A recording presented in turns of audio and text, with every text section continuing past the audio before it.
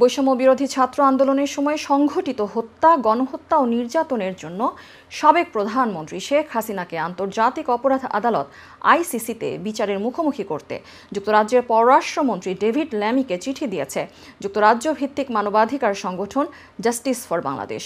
বুধবার যুক্তরাজ্যের পররাষ্ট্রমন্ত্রীকে পাঠানো চিঠিতে গত কয়েক সপ্তাহে বাংলাদেশে চলা মানবাধিকার লঙ্ঘনের বিষয়টি আন্তর্জাতিক অপরাধ আদালতে তুলতে আহ্বান জানানো হয়। চিঠিতে বলা হয়, যুক্তরাজ্য এবং বাংলাদেশ দুই দেশই আইসিসির সদস্য হওয়ায় সংস্থাটির মাধ্যমে শেখ হাসিনা ও তার সহযোগী কর্তা ব্যক্তিদের বিচার নিশ্চিত করা সম্ভব।